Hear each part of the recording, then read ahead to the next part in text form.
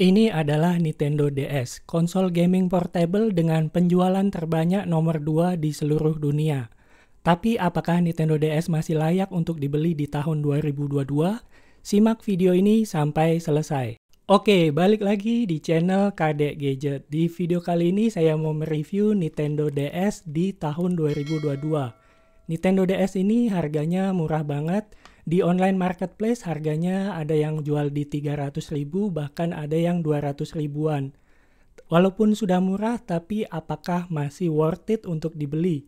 Buat saya sih masih worth it banget. Alasannya karena game yang ada di Nintendo DS itu jumlahnya sangat banyak. Walaupun nggak semuanya bagus, tapi ada beberapa game yang eksklusif hanya ada di Nintendo DS aja. Ditambah lagi Nintendo DS juga bisa menjalankan Game Boy Advance secara natif, alias tanpa emulator. Tapi sebelum kita bahas lebih dalam tentang game yang ada di Nintendo DS, saya mau bahas dulu mesin Nintendo DS-nya. Nintendo DS punya desain clamshell yang bisa dibuka tutup kayak laptop. Desainnya ini juga mirip dengan Game Boy Advance SP. Tapi bedanya kalau GBA SP itu layarnya cuma satu, Nintendo DS punya dua layar LCD. Di mana layar yang paling bawah fungsinya sebagai touchscreen.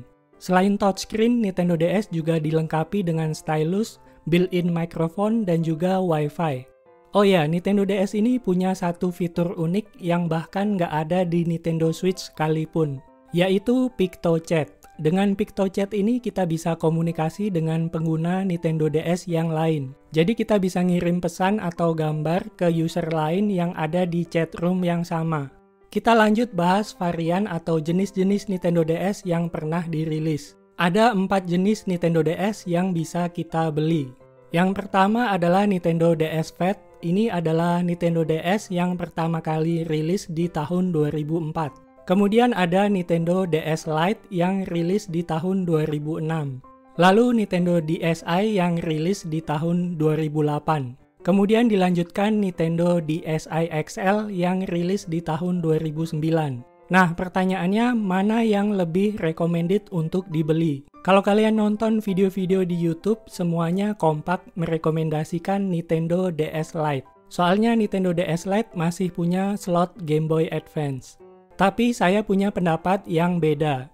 Menurut saya justru Nintendo DSi yang lebih worth it untuk dibeli. Walaupun nggak punya slot GBA, tapi kalau sudah dioprek, Nintendo DSi juga bisa menjalankan Game Boy Advance. Dengan bantuan custom firmware dan Twilight Menu, kita bisa menjalankan Game Boy Advance langsung dari SD card. Nggak cuman itu aja, dengan Twilight Menu kita juga bisa menjalankan emulator konsol jadul seperti NES, SNES, Sega Master System, Sega Game Gear, Sega Genesis, Game Boy, dan Game Boy Color. Nah, kalau ngomongin game Nintendo DS-nya sendiri, ada banyak game Nintendo DS yang masih worth it untuk dimainkan. Contohnya game Okami Den. Ini adalah game lanjutan atau sequel game Okami yang ada di PS2. Okami Den ini adalah game eksklusif Nintendo DS, jadi game ini hanya bisa dimainkan di Nintendo DS. Nintendo DS juga punya satu game GTA yaitu GTA Chinatown Wars. Game ini juga rilis di PSP, tapi untuk versi Nintendo DS-nya, dia punya gameplay mekanik yang lebih unik. Contohnya kita bisa mecahin kaca dengan touchscreen, kemudian membuka kunci mobil dengan touchscreen, dan lain sebagainya.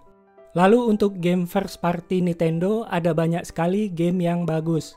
Contohnya Mario Kart DS, New Super Mario Bros., Animal Crossing, Pokemon, Nintendogs, Zelda, dan lain sebagainya. Intinya banyak sekali game Nintendo DS yang masih layak untuk dimainkan sampai sekarang. Itu dia tadi Nintendo DS di tahun 2022.